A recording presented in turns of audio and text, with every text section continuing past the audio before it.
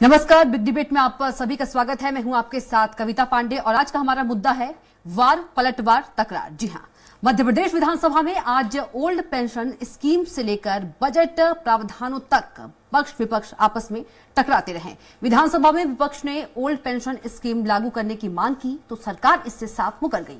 कांग्रेस ने इस पर वॉकआउट किया। इसके बाद बजट पर चर्चा में भी पक्ष और विपक्ष के बीच तीखी नोकझोंक होती रही। करप्शन, सड़कों की बदहाली से लेकर बजट के प्रावधानों पर विपक्ष ने सरकार को घेरने की कोशिश की। इधर बजट चर्चा पर जवाब देते हुए वित्त मंत्री ने कर्ज लेने को जायज ठहराने की कोशिश की। वित्त मंत्री ने बजट को जनहितैषी और विकास का दस्तावेज बताने की कोशिश की। कुल मिलाकर सरकार और विपक्ष की तकरार सियासत का पारा बढ़ा रही है। सदन की चर्चा मुद्दों की धार बढ़ा रही है। इसी पर चर्चा करेंगे, उससे पहले एक छोटी सी रिपोर्ट देख लेते हैं। लंबे समय बाद मध्य प्रदेश विधानसभा में पक्ष विपक्ष मुद्दों को धार देते हुए नजर आ रहे हैं। गनीमत है कि सदन चल रहा है। आज प्रश्नकाल में जनहित से जुड़े मुद्दों में सबसे बड़ा मुद्दा पुरानी पेंशन का था। कांग्रेस ने पुरानी पेंशन को बहाल करने की मांग की तो सत्ता पक्ष ने इससे इनकार कर दिया। विपक्ष ने पुरानी पेंशन को जरूरी बताया और सरकार के अड़ियल रवैये के खिलाफ सदन से वॉकआउट कर दिया। घोर अन्याय है हमारे प्रदेश के कर्मचारियों पर। जो उनकी मांग है बड़ी साधारण मांग है कि पुरानी पेंशन स्कीम लागू करी जाए। कांग्रेस ने करी थी और कांग्रेस की सरकार बनेगी तो हम आवश्यक ये लागू करेंगे। पुरानी पेंशन चुनावों में बड़ा मुद्दा बन सकती है। विधानसभा में कांग्रेस ने इसे हवा देने की कोशिश की। हालांकि सरकार इस मामले में कुछ भी कहने की स्थिति में नहीं है। कांग्रेस इस मुद्दे को कर्मचारी विरोधी बताकर सड़क तक ले जाने की तैयारी में है। आज विधानसभा में वित्त मंत्री ने 16,329 करोड़ का सप्लीमेंट्री बजट भी प्रस्तुत किया। इसके बाद सदन में बजट पर सामान्य चर्चा शुरू हुई। कांग्रेस ने सरकारी योजनाओं में भ्रष्टाचार, बजट में गैर जरूरी प्रावधान, अधिकारियों की मनमर्जी, बिजली की समस्याएं, स्कूलों की बदहाली जैसे कई मुद्दे उठाए। वित्त मंत्री जगदीश देवड़ा ने जवाब दिया तो सत्ता पक्ष और विपक्ष आपस में उलझते नजर आए। विपक्ष ने सरकार पर जवाब नहीं दे पाने का आरोप लगाया तो वित्त मंत्री ने विपक्ष पर गड़े मुर्दे उखाड़ने का आरोप लगाया। वित्त मंत्री ने कहा कि बजट विकास का बजट है और इसमें हर वर्ग का ध्यान रखा गया है। अब आप देख लें उनका क्या आचरण है। मुझे कुछ कहना नहीं है, मध्य प्रदेश की जनता इसका फैसला करेगी। आने वाला जो मिशन 2023 आ रहा है, 24 आ रहा है, जो कुछ ये यहाँ पर हाउस में कर रहे हैं सदन में, ये मध्य प्रदेश की सारी भावना यहाँ पर जुड़ी हुई है। सदन में पूरा प्रदेश देखता है और वो किसी बात को सुनने को तैयार नहीं। और माननीय वित्त मंत्री जी कह रहे हैं कि 54,000 करोड़ रुपए की राशि प्रस्तावित है पूंजीगत व्यय में, तो इस प्रकार तो 30,000 करोड़ रुपए तो आप ब्याज दे रहे हैं। तो अगर हम जो आप ब्याज दे रहे हैं कर्ज के ऊपर और वह राशि जो पूंजीगत व्यय आप मध्य प्रदेश के विकास के लिए सभी विभागों में 9 करोड़ जनता के लिए खर्च करना चाहते हैं, अगर हम उसका हिसाब लगाएं तो आप सब यहाँ पे समझदार लोग खड़े हैं, बचा क्या आपके पास? और साल 2 साल भगवान न करे सरकार रह जाए, वैसे रहेगी नहीं 2023 के बाद, तो जो विकास कार्यों में पैसा खर्च हो रहा है उससे अधिक तो आप कर्जे में पैसा दे रहे हैं। मध्य प्रदेश में विधानसभा चुनाव से पहले सबसे लंबे और आखिरी बजट सत्र में फिलहाल हंगामे के साथ चर्चा का सकारात्मक दौर भी दिखाई दे रहा है। हालांकि सदन में चर्चा के दौरान जनता से जुड़े कई मुद्दे निकलकर सामने आ रहे हैं। जाहिर है पुरानी पेंशन स्कीम, स्कूलों की बदहाली, बिजली और सड़क की समस्या, किसानों की ऋण माफी, योजनाओं में भ्रष्टाचार जैसे मुद्दों को सदन में धार मिली है। इन्हीं मुद्दों पर चुनावी मैदान में तीखी तकरार भी देखने को मिलेगी। अतुल शर्मा के साथ अतुल पाठक, स्वराज एक्सप्रेस, भोपाल। तो आज के बिग डिबेट का हमारा मुद्दा है वार पलटवार तकरार और इसी पे हम चर्चा करेंगे और इस पर ज्यादा चर्चा के लिए हमारे साथ मौजूद रहेंगे कांग्रेस विधायक पांचीलाल मेढ़ा जी, बीजेपी विधायक प्रद्युम्न सिंह और डेप्यूटी एडिटर अतुल पाठक जी। सबसे पहले अतुल पाठक जी के पास चलते हैं। अतुल जी, क्योंकि आप विधानसभा में मौजूद थे तो सवाल आपसे है कि ओल्ड पेंशन पे आज काफी हंगामा हुआ, क्या है पूरा मुद्दा? देखिए, old pension scheme Madhya Pradesh सरकार ने बंद कर दी है और कांग्रेस ने ये ऐलान कर दिया है कि यदि उसकी सरकार बनती है तो वो ओल्ड पेंशन स्कीम को फिर से लागू करेगी। ओल्ड पेंशन स्कीम का मुद्दा लगातार मध्य प्रदेश में चुनावी मुद्दा बनता जा रहा है और मध्य प्रदेश की बीजेपी सरकार के लिए ये चिंता का सबब बना हुआ है, क्योंकि कांग्रेस ने ओल्ड पेंशन स्कीम को लागू करने का ऐलान कर दिया है यदि उसकी सरकार बनती है। और इसी मुद्दे को लेकर आज विधानसभा में पक्ष विपक्ष में हंगामा भी हुआ। विपक्ष की ओर से आज लगातार ये डिमांड की गई कि ओल्ड पेंशन स्कीम लागू की जाए और इस मुद्दे पर सत्ता पक्ष ने जब संतोषजनक जवाब नहीं दिया, वित्त मंत्री ने इस तरह के किसी भी प्रस्ताव नहीं होने का जिक्र किया, इसके बाद विपक्ष ने बहिर्गमन कर दिया। तो कुल मिलाकर कविता, मुझे लगता है कि ओल्ड पेंशन स्कीम को लेकर ये जो सदन में तकरार शुरू हुई है, इसका इजहार मैदान जंग में भी होगा और लगातार इस मुद्दे को लेकर पक्ष विपक्ष टकराता रहेगा। हालांकि बीजेपी ये सोच रही है कि इस मुद्दे की काट कैसे निकाली जाए, क्योंकि कर्मचारियों से जुड़ा हुआ मुद्दा है और कर्मचारी वर्ग ओल्ड पेंशन स्कीम लागू करवाने के पक्ष में है और इसकी लगातार मांग कर रहा है। तो निश्चित रूप से ओल्ड पेंशन स्कीम को लेकर सरकार को कुछ ना कुछ सोचना पड़ेगा। अभी तो फिलहाल सरकार यही कह रही कि ऐसा कोई प्रस्ताव नहीं है, लेकिन आने वाले समय में मुझे लगता है कि उस मुद्दे पर सरकार कोई ना कोई रास्ता निकालने की कोशिश करेगी। जी बिल्कुल, अभी तक अतुल जी यदि बात करें कोई रास्ता नहीं निकल पाया है, और यदि ओल्ड पेंशन की बात करें अगर लागू नहीं होता है तो क्या बीजेपी का, क्योंकि चुनाव भी है इस साल, तो क्या बीजेपी को नुकसान उठाना पड़ेगा? निश्चित रूप से ओल्ड पेंशन स्कीम कोई छोटा मुद्दा नहीं है, क्योंकि पेंशन हर कर्मचारी अपना हक मानता है और यदि पेंशन छीनती है तो उसे लगता है कि उसकी जो सिक्योरिटी है वो छीनी जा रही है। रिटायरमेंट के बाद सिक्योरिटी बहुत इंपॉर्टेंट होती है और हम देखते हैं कि रिटायरमेंट के बाद जब पेंशन मिलती है तो पूरी जिंदगी उस पेंशन के सहारे वो रिटायर्ड पर्सन निकाल देता है, लेकिन उस पेंशन की सुविधा छीन ली जाए तो उसके लिए एक बड़ी समस्या हो जाती है। तो ओल्ड पेंशन स्कीम उसे जीवन भर पेंशन देने का वादा करती है, उसे कमिटमेंट देती है कि आपको जब तक आप जीवित हैं सरकार एक निर्धारित पैरामीटर्स के तहत आपको पेंशन देगी और आपका जीवन का गुजारा उससे चलेगा। आमतौर पर जब एक व्यक्ति रिटायर होता है तो उसे अपने वेतन का आधा पैसा 7 साल तक लगातार मिलता है, इसके बाद फिर उसमें थोड़ी कमी हो जाती है, लेकिन इसके बावजूद भी वो व्यक्ति या उसकी पत्नी जब तक जीवित रहते हैं पेंशन मिलती है। तो ये एक बड़ा मुद्दा है जो पेंशनर्स के लिए, खासतौर पर जो अभी वर्तमान में काम कर रहे हैं उन एम्प्लॉयज के लिए भी इंपॉर्टेंट है, क्योंकि उन्हें यह चिंता है कि यदि वो रिटायर्ड हो जाते हैं तो यदि ओल्ड पेंशन स्कीम लागू नहीं होती तो वो पेंशन से महरूम हो जाएंगे। और इसी वजह से सरकार के लिए ये चिंता का विषय है कि यदि कर्मचारी वर्ग इस मुद्दे पर उसके खिलाफ गया तो उसके लिए चुनावों में एक घाटे का सौदा साबित होगा। बिल्कुल अतुल जी, बड़ा मुद्दा है और इसलिए भी शायद कांग्रेस ने इसे विधानसभा में उठाया भी है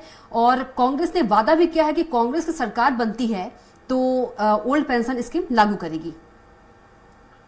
निश्चित रूप से देखिए, कांग्रेस को मालूम है कि उसे चुनाव जीतना है और चुनाव जीतने के लिए कौन कौन से ऐसे वादे हैं जो अलग अलग वर्ग को प्रभावित कर सकते हैं, ये उसने शॉर्टलिस्ट कर ली है। कर्मचारी वर्ग की हम बात करें तो कर्मचारी वर्ग को वेतनमान के मामले में बीजेपी सरकार संतुष्ट करती हुई दिखाई दे रही है। लगातार केंद्र के समान कर्मचारियों को वेतनमान दिया जा रहा है, लेकिन जहां तक बात कर्मचारियों की ओल्ड पेंशन स्कीम की है तो बीजेपी अभी इस मामले में किसी भी तरह के कमिटमेंट की स्थिति में नहीं है। लेकिन कांग्रेस तो कमिटमेंट कर सकती है, इसलिए कांग्रेस ने कमिटमेंट कर भी दिया है। कमलनाथ लगातार ट्वीट करके ये वादा करते हैं कि यदि वो सरकार में आए तो ओल्ड पेंशन स्कीम को वो लागू करेंगे। निश्चित रूप से यदि कमलनाथ का ये दावा, ये वादा चलता है तो बीजेपी के लिए नुकसान का सौदा साबित होगा, क्योंकि कर्मचारियों से आप बात कीजिए तो ओल्ड पेंशन स्कीम कर्मचारियों के लिए एक बड़ा मुद्दा है और वो इस मुद्दे पर कहीं ना कहीं उस पार्टी के साथ जाने की कोशिश करेंगे या उस पार्टी के साथ जाएंगे जो उनके इस मुद्दे का समर्थन करेगी। यानी जो पार्टी ये वादा करेगी कि वो ओल्ड पेंशन स्कीम को लागू करेगी तभी कर्मचारी उसके साथ जाएगा, और जो ये वादा नहीं करेगी उसके साथ कर्मचारी वर्ग नहीं जाएगा। जी बिल्कुल अतुल जी, जिस तरह से आपने बताया कि जो बीजेपी है साफ इनकार कर चुकी है ओल्ड पेंशन योजना लागू करने को लेकर, तो वहीं कहीं ना कहीं कमिटमेंट किया है पूर्व सीएम कमलनाथ ने, तो इसका फायदा विधानसभा चुनाव में दिख सकता है। निश्चित ही ओल्ड पेंशन स्कीम को भुनाने की पूरी कोशिश कांग्रेस की तरफ से की जाएगी। सदन में भी यही कोशिश आज दिखाई दी। कांग्रेस नेताओं ने इस प्रश्न को उठाया, बहुत जोरदार ढंग से उठाया और सभी विधायकों ने एक मत से ये मांग की, और जब बीजेपी सरकार ने इस पर कोई कमिटमेंट नहीं किया तो बहिर्गमन कर दिया। यानी कांग्रेस सदन से लेकर सड़क तक इस मुद्दे को ले जाने की कोशिश में है और कांग्रेस की कोशिश ये है कि कर्मचारी वर्ग के वो तमाम मुद्दे जो उनको प्रभावित करते हैं, जो उनको अट्रैक्ट करते हैं, जो अपील करते हैं, उन सभी मुद्दों को अपने घोषणा पत्र में वो शामिल करे। और घोषणा पत्र से पहले ही कमलनाथ ने तो ट्विटर के जरिए अपने भाषणों के जरिए, प्रेस कॉन्फ्रेंस के जरिए उन सब मुद्दों को उठाना शुरू कर दिया है और उन पर कमिटमेंट अभी से शुरू कर दिए गए हैं। जी बिल्कुल। यदि अतुल जी बात करें, विधानसभा में बजट पर भी तीखी नोकझोंक हुई है, किस तरह का नजारा दिखा आज? देखिए, बजट की जहां तक हम बात करें, यदि हम दिन भर की सदन की कार्यवाही का पुनरावलोकन करें तो हम देखते हैं कि आज एक सार्थक चर्चा का दौर दिखाई दिया। हालांकि पक्ष विपक्ष अपने मुद्दों पर अड़े रहे, एक दूसरे पर प्रहार करते रहे, लेकिन दोनों ने ही अपने धर्म का पालन किया और आज कम से कम ऐसी स्थिति नहीं बनी कि सदन को असमय। जी अतुल जी, आपको रोकना चाहूंगी, हमारे साथ बीजेपी विधायक प्रद्युम्न सिंह भी जुड़ गए हैं। प्रद्युम्न सिंह, बहुत चर्चा में स्वागत है आपका। नमस्कार, धन्यवाद। जी नमस्कार। प्रद्युम्न सिंह जी, आपसे सवाल ये है कि ओल्ड पेंशन स्कीम को कांग्रेस ने बड़ा मुद्दा बना लिया है। क्या आपको ये नहीं लगता कि आप इसे शुरू नहीं करेंगे तो आपको नुकसान होगा, क्योंकि विधानसभा चुनाव भी होने वाले हैं? निश्चित रूप से ये मुद्दा है जी, और आने वाले समय में ये मुद्दा बना ही नहीं पाएंगे, क्योंकि अभी हमारी इसमें चर्चा होना है और इस चर्चा में माननीय मुख्यमंत्री जी संवेदनशील हैं और आने वाले अनुपूरक बजट में इसको रखा जाएगा और किसी भी तरीके से कर्मचारियों के हित के लिए सरकार प्रतिबद्ध है जी। और आने वाले समय में हम इस स्कीम का कुछ न कुछ ऐसा हल निकालेंगे जिससे कर्मचारियों का भला हो। जी, हमारे साथ डेप्यूटी एडिटर अतुल पाठक जी भी है, वो कुछ सवाल करना चाह रहे हैं आपसे। अतुल जी। जी प्रद्युम्न सिंह जी, आप ने देखा कि आज सत्ता पक्ष और विपक्ष में कम से कम आज तो हमें एक सुकून हुआ कि सार्थक चर्चा हो रही है। भले ही सत्ता पक्ष विपक्ष तीखी नोकझोंक करते रहे, लेकिन कम से कम जनता को यह संदेश तो मिल रहा है कि हाँ, दोनों ही पक्ष चर्चा में सार्थकता से भागीदारी कर रहे हैं और किसी तरह के हंगामे से परहेज कर रहे हैं। लेकिन जिस तरह से कांग्रेस का रुख दिखाई दिया, वो ना तो आपके बजट से संतुष्ट दिखाई दिए, न ही आपके कार्यशैली से संतुष्ट दिखाई दिए। क्या कहेंगे आप? हाँ, विपक्ष का तो ये काम है, परंतु निश्चित रूप से बहस आज सार्थक हुई है और कई विभिन्न मुद्दों पर बहुत ही अच्छी चर्चा हुई है और इस प्रकार की यदि चर्चा होगी तो आने वाले समय में प्रदेश का भी भला होगा और सभी का भला होगा, ऐसा मैं मानता हूं। और निर्मल मन से की जाने वाली बहस का कोई ना कोई परिणाम निकलेगा और वो निकलेगा, हर हाल में निकलेगा। मैं ही कहता हूँ। जी प्रद्युम्न सिंह हमारे साथ भूपेंद्र गुप्ता जी भी जुड़ गए। भूपेंद्र जी, आपका बहुत स्वागत है चर्चा में। जी नमस्कार। जी नमस्कार। भूपेंद्र जी, ओल्ड पेंशन स्कीम कांग्रेस ने मुद्दा उठाया है। ओल्ड पेंशन स्कीम की मांग और सदन से आप लोगों ने, कांग्रेस ने बहिर्गमन कर दिया। क्या आपका स्टैंड रहेगा? क्या स्टैंड है आपका? हमारी सरकार आएगी तो हम ये ओल्ड पेंशन देंगे जी। ये पेंशन अभी हमने छत्तीसगढ़ में दी है, हमने जो ये पेंशन अभी हिमाचल प्रदेश में दी है जी। हम ये पेंशन शुरू करेंगे जी। लाखों करोड़ों जो है, जो कर्मचारी हैं उनका शोषण किया गया है न्यू पेंशन स्कीम के माध्यम से। अटल बिहारी वाजपेयी जी ने पेंशन खत्म करने की दिशा में जो काम किए थे जी, और जिस तरह से जो है बूढ़े बुजुर्ग कर्मचारियों की जो अपने भविष्य के लिए जो है रिटायर होने के बाद की जो लोग प्लानिंग करते हैं, वो प्लानिंग खत्म कर दी। तो उसको जो है उन्हें सुरक्षा जरूरी है। आज तो बड़ा डमाडोल है स्थिति अर्थव्यवस्था की, तो उसको जो है उन्हें सुरक्षा का भाव देना जरूरी है। उसके लिए हम उनके साथ न्याय की बात कर रहे हैं, न्याय करेंगे हम उनके साथ जी। आज अकेले मध्य प्रदेश में हजारों करोड़ रुपए का जो है घोटाला हुआ है जी एनपीएस में जी। तो ये घोटाला कैसे हुआ है कि आपने जो है गरीब कर्मचारी का जो अपने जीवन की सुरक्षा के लिए उसने धन इकट्ठा किया था, उसे आपने शेयर मार्केट में लगा दिया है जी। ये सरकार कर रही है बीजेपी की और उसका हम विरोध कर रहे हैं और बिल्कुल विरोध करेंगे। और हमारी सरकार आएगी तो हम उन्हें ओल्ड पेंशन स्कीम देंगे जी। भूपेंद्र जी, बहुत अच्छी बात है, बहुत अच्छा मुद्दा उठाया है, बड़ा मुद्दा भी है। तो कांग्रेस ने कमिटमेंट किया है, पूर्व सीएम कमलनाथ जी ने, कि जब कांग्रेस की सरकार आएगी तो ओल्ड पेंशन स्कीम लागू की जाएगी। तो क्या ये चुनावी मुद्दे हैं या वाकई वादे पूरे किए जाएंगे? क्योंकि चुनाव से पहले तो कई वादे कर देते हैं, चाहे बीजेपी की बात करें, कांग्रेस की कोई भी पार्टी की बात करें। तो वाकई क्या मुद्दे जो है, माफ कीजिएगा, वादे जो है वो निभाए जाएंगे? ये बीजेपी के वादे थोड़ी है कि 15 लाख देंगे। ये कांग्रेस के वादे हैं जो हमने अभी हिमाचल में दे दी, हमने जो है अभी छत्तीसगढ़ में डिक्लेयर कर दी। हम मध्य प्रदेश में इसे देंगे। हमने कहा था कि हम किसानों का कर्जा माफ करेंगे, हमने एक स्ट्रोक में किया।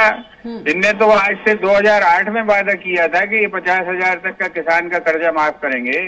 इनसे पूछे आज 15 साल हो गए, कर्जा माफ करने की ख्याल क्यों नहीं आया इनको, भाई साहब को, शिवराज जी को। ये तो 15 साल से है मुख्यमंत्री। तो जो अपने किए वादों को 15-15 साल याद नहीं रखते, वो कांग्रेस का गाना गाने लगते हैं, रोते हैं। ये जो रुदालियां हैं, ये अपने कर्म छुपाने के लिए कांग्रेस को गाली बकते हैं। ठीक है भूपेंद्र जी, याद दिलाऊं जी। भूपेंद्र जी, हमारे साथ डेप्यूटी एडिटर अतुल पाठक जी भी हैं, वो कुछ सवाल करना चाह रहे हैं आपसे। जी भूपेंद्र जी, सवाल यही है कि लगातार ऐसे वादे किए जा रहे हैं जिसका सीधा असर सरकार के खजाने पर पड़ता है। ये जो खैरात बांटने का सिलसिला है, ये भारतीय जनता पार्टी के शासनकाल में भी चलता रहा और कांग्रेस के शासनकाल में भी चलता रहा। ये खैरात बांटने से सरकारें जरूर बन जाती हैं, लेकिन इसका सरकारी खजाने पर जो असर पड़ता है उसका जिम्मेदार कौन है? आपसे मैं निवेदन करना चाहता हूं कि हमारे संविधान में प्रियम्बल में लिखा हुआ है कि we are a welfare state. हम जन कल्याणकारी राज्य हैं, और अगर हम जनता के कल्याण के लिए कोई काम करते हैं, टैक्स वसूली काहे के लिए? क्या मंत्रियों के भ्रष्टाचार करने के लिए या अफसरों के भ्रष्टाचार करने के लिए, कि जनता का कल्याण करने के लिए? अगर जनता के कल्याण के करने के लिए कोई काम किए जाते हैं तो उसको हम खैरात क्यों बोलेंगे? उन्हीं के पैसे से तो जो है ये खजाना इकट्ठा होता है, उन्हीं के जो है टैक्स चुकाने से खजाना इकट्ठा होता है। और अगर उन गरीबों का, अमीरों का, सबका कल्याण अगर किसी माध्यम से होता है तो वो हमें करना चाहिए। आज एक गरीब आदमी नमक भी खरीदता है बाजार से, तो उस पर टैक्स पटाता है कि नहीं पटाता है? वो टैक्स किसके खजाने में जाता है? सरकार के खजाने में जाता है। आटा खरीदता है तो टैक्स देता है, वो सब्जी जो है गेहूं खरीदता है तो टैक्स देता है, वो जो है साबुन खरीदता है तो टैक्स देता है। ये पैसा उसी का तो पैसा है, खैरात थोड़ी है ये। और ये जो खैरात की भावना भारतीय जनता पार्टी में गले गले तक घर पड़ गई है कि प्रधानमंत्री कहता रेवड़ी कल्चर नहीं चलेगा, तो ये जो है ये रेवड़ी है, ये उनके अपने जो है पसीने की कमाई है, उनका टैक्स है, उन्होंने जमा किया है देश में, उससे खजाना बनता है। ये खजाना मोदी जी के घर से थोड़ी आता है, ये खजाना कांग्रेस के घर से थोड़ी आता है, ना बीजेपी के घर से आता है, उसके टैक्स के पसीने की कमाई से आता है। तो उस पर अगर खर्च होता है तो इसमें कोई गलत बात नहीं है, हम सिद्धांततः इस बात को मानते हैं। नहीं, देखिए भूपेंद्र जी, आप इस बात को सिद्धांततः मानते हैं, लेकिन ये कल्चर तो बढ़ता चला जा रहा है। हमने नेपाल का उदाहरण देखा, नेपाल में किस तरह की स्थितियां बनी। यदि इसको एक सीमा के अंतर्गत नहीं रखा गया तो जो प्रदेश में कर्ज बढ़ता जा रहा है ये तो और बढ़ता जाएगा और फिर कर्ज का ब्याज चुकाते रहेंगे हम लोग। तो इसके लिए जिम्मेदार कौन? अब आप बिल्कुल सही जगह पहुंचे हैं। आप जरा जो है ये भारतीय जनता पार्टी के हमारे मित्र से सवाल करिए कि अभी इन्होंने जो है 400 करोड़ रुपए का जो टैक्स है पूंजीपतियों का माफ कर दिया मध्य प्रदेश की सरकार में। तो जो है अगर किसी गरीब का भी लाभ हो सकता है तो क्यों नहीं किया जा सकता है? फैक्ट्रियों का कैसे करे? आपने टैक्स माफ कर दिया है, आपने उनके बिजली के बिल माफ कर दिए, ये अभी इसी बजट में किया है, अभी लिखा हुआ है, अभी आज सारे अखबारों में छपा है। वो रेवड़ी नहीं है क्या? केवल गरीब को हमने कुछ दे दिया तो रेवड़ीबाजी हो गई? ये जो सवाल है, ये सवाल बड़ा सवाल है, वो मौजूद सवाल है। आपका बहुत धन्यवाद हमसे चर्चा में जुड़ने के लिए। और हमारे साथ प्रद्युम्न सिंह जी भी जुड़ गए हैं, बीजेपी विधायक। नमस्कार जी। नमस्कार जी।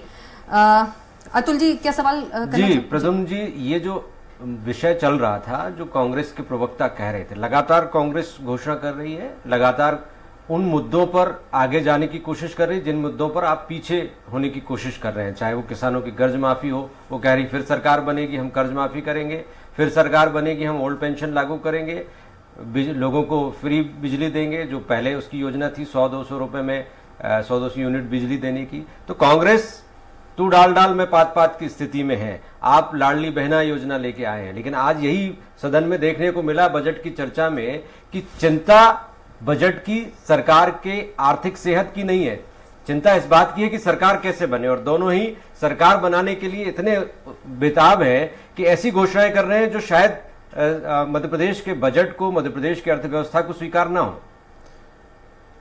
ये निश्चित बात है कि जिस प्रकार से माननीय शिवराज जी जो योजनाएं ला रहे हैं वो गरीबों की योजनाएं, और पिछले बार इन्होंने घोषणा नहीं करी थी, वचन दिया था, वचन पत्र बनाया था कि हम किसानों का 2 लाख तक का कर्जा माफ करेंगे। ये कर नहीं पाए। आज पूरे प्रदेश का किसान डिफाल्टर हो गया। अभी हमने प्रावधान किया है बजट में कि उनका जो जितने हमारे डिफाल्टर किसान हैं उनके हम ब्याज माफ करेंगे, ताकि हमारे किसान उस डिफाल्टर से मुक्ति पा सकें और दोबारा उनको बीज और खाद मिल सके। एक बात ऐसी करना चाहिए जो आप कर सकें। आपने 10 दिन में कर्जा माफी की बात करी, 2 लाख तक के कर्जा की माफ करी, पर आप माफ नहीं कर पाए। लाडली बहना के लिए आप ऐसा मातम मना रहे हैं कि ये कहां से आएगा कि हमने 8,000 करोड़ का प्रावधान कर दिया।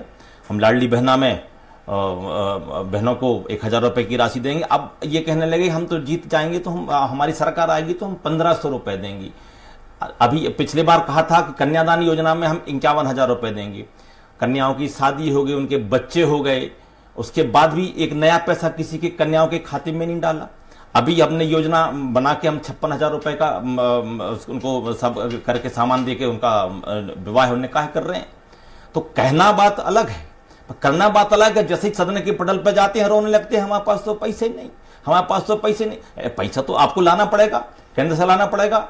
आपके जहां जितने कर इकट्ठे हो रहे हैं, कहां कहां से आपको टैक्स आ रहा है, आप किस किस उसमें खर्च कर सकते हैं, कैसे खर्च कर सकते हैं। आप जब तक पूरा चिट्ठा बोनी बनाएंगे तब तक आप योजनाओं की सिर्फ घोषणा करते रहेंगे, काम थोड़ी कर पाएंगे।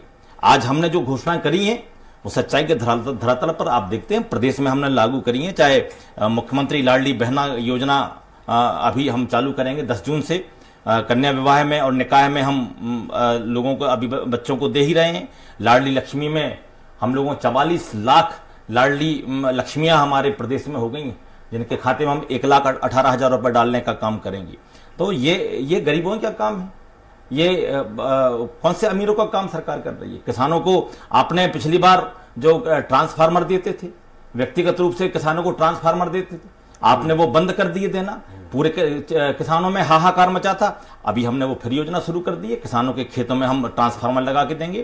परंतु थोथी घोषणा करना, पैसा आपके जेब में नहीं और 2 लाख रुपए तक का कर्जा माफ करेंगे, ये सब चुनाव जीतने के लिए हो सकता है। पर प्रद्युम्न जी, आज और लगातार जो सदन की कार्यवाहियां चल रही हैं उनमें स्पष्ट विधायकों का दर्द समझ में आ रहा है। चाहे वो बीजेपी विधायक है, कांग्रेस, कहीं स्कूल बदहाल है, सीएम राइज स्कूल अभी शुरू नहीं हुए, जहां शुरू हुए वहां व्यवस्थाएं नहीं है, जैसे दावे किए गए थे वैसे नहीं है। सड़कों की स्थिति को लेकर विधायकों ने बताया कि किस तरह से सड़कें बन रही हैं। तो लगातार जो मुद्दे विधानसभा में आ रहे हैं सदन के फ्लोर पर, वो तो ये बता रहे हैं कि सब कुछ हरा हरा नहीं है जैसा आप बता रहे हैं। मेरा आपसे अनुरोध ये है कि सरकार योजना में पैसे तो दे रही है, कहीं अधिकारी गड़बड़ हो सकते हैं, कहीं ठेकेदार गड़बड़ हो सकता है।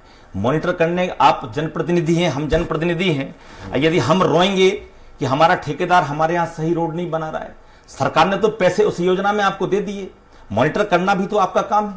मॉनिटरिंग आप नहीं करेंगे, आप सिर पर रोते रहेंगे, घड़ियाली आंसू बहाएंगे कि उस ठेकेदार ने सही काम नहीं किया, आप शिकायत नहीं करेंगे उसकी, उन पर अब कार्रवाई होगी।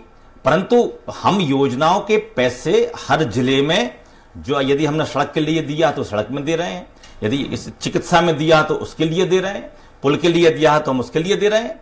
परंतु यदि आप जिले में उसका सही व्यवस्थित नहीं कर पा रहे हैं, जो भी एजेंसी काम कर रही, चाहे वो शासकीय हो चाहे कोई कॉन्ट्रैक्टर हो, यदि आप उस पर कार्रवाई नहीं कर पा रहे हैं तो आप जनप्रतिनिधि क्यों बन गए हैं। आप ऐसे कौन से हो जाता है कि आप उन पर दबाव नहीं बना पाते। नहीं, पर मेरा निवेदन यह है कि एक जनप्रतिनिधि के नाते क्या आप अपने विधानसभा क्षेत्र में होने वाले तमाम शासकीय कार्यों की गुणवत्ता से संतुष्ट हैं? क्या आपको लगता है कि आपके क्षेत्र में सब काम हो गए, जो जो डिमांड आपने सरकार से रखी थी वो पूरी हो गई? अगर मैं अपनी विधानसभा की बात करूं तो मेरी विधानसभा में जितना मैं चाहता हूं, क्योंकि वो खुद को करना पड़ेगा, खुद को प्रमाणित करना पड़ेगा कि आप जनप्रतिनिधि हैं। हमने जो कुछ कहा वो हमने किया। यदि हमने बांध के लिए कहा कि हमें बांध बनाना है तो हम बांध के लिए पैसा लेकर आए, टेंडर कराया और एजेंसी पहुंच गई काम करने के लिए। यदि हमने छोटे छोटे डैमों के लिए कहा तो छोटे छोटे डैम हमारे यहाँ 5-5 करोड़ के 7-7 करोड़ के डैम बन रहे हैं। तमाम सब ऐसी चीजें। सीएम राइज स्कूल, कहीं कहते हैं हमारे पास एक ही नहीं गया, हमारे पास 2-2 सीएम राइज स्कूल बन रहे हैं, बनने के लिए तैयार हो रहे हैं। हमारे यहाँ 10 बिस्तर का 50 बिस्तर का सिविल अस्पताल 10 करोड़ की लागत से, अगर मलहरा में बन रहा तो दूसरा घुआरा में भी बन रहा है। यही तो बात है कि बीजेपी विधायकों के काम हो रहे हैं, कांग्रेस कह रही है कि हमारे विधायकों के काम नहीं हो रहे हैं। अरे तो आप यहां तक आते भी तो नहीं है, आप तो पहले ही तय मन बना लेते हम तो विपक्ष में हैं। अरे आप विपक्ष में हो चाहे पक्ष में हो, पर जनता तो सरकार की है, हमें तो जनता का काम करना है। प्रद्युम्न सिंह, समय का अभाव है, लेकिन मेरा एक छोटा सवाल है, छोटा सा आंसर दीजिएगा कि आप कह रहे हैं कि जो सरकार है वो वादे करते हैं और वादे पूरे भी करते हैं, लेकिन ये कहना गलत है कि पूरे वादे पूरे करते हैं, क्योंकि आप देखिए आशा उषा कार्यकर्ता सड़क पर है, संविदा कर्मचारी अधिकारी सभी तो सड़क पर है, तो ये भी कहना गलत है कि सारे वादे पूरे कर रहे हैं। नहीं, वो वादे क्या है, ये जो आशा और उषा कार्यकर्ता हैं ये अपना वेतन बढ़ाने के लिए सड़क पर हैं कि हमारा वेतन बढ़ाया जाए, मानदेय बढ़ाया जाए। निश्चित रूप से सरकार इस दिशा में काम कर रही है, बजट में प्रावधान करेगी, अनुपूरक बजट में लाएंगे। प्रद्युम्न सिंह जी कब कर रही है, अभी रुकिए, अभी अनुपूरक बजट आने वाला है, बहुत सी नई चीजें आएंगी। कोरोना में इन लोगों ने कितना साथ दिया था। निश्चित रूप से मैं तो पूरी बहनों को बधाई और शुभकामना देता हूं। मेरी उम्र उनको लग जाए, जिस प्रकार से उन्होंने अपना जीवन दांव पर लगाकर कोरोना के समय काम किया, मैं पूरे प्रदेश की बहनों को। लेकिन उम्र से काम नहीं चलेगा ना, पैसे चाहिए, बजट चाहिए, तब घर चलेगा। बिल्कुल बिल्कुल, उसमें बजट आएगा और बहनों को किसी प्रकार की परेशानी नहीं होने दी जाएगी। बहनों माताओं बहनों के लिए हम लगातार योजनाएं ला रहे हैं और इन बहनों को भी सड़क पर नहीं घर में रखा जाएगा और बहुत अच्छी इज्जत के साथ वो अपना जीवन। चलिए ठीक है, प्रद्युम्न सिंह आपका बहुत बहुत धन्यवाद हमारे साथ जुड़ने के लिए, और अतुल जी आपका भी बहुत बहुत धन्यवाद। तो बिग डिबेट में इतना ही, आप देखते रहिए स्वराज एक्सप्रेस। नमस्कार।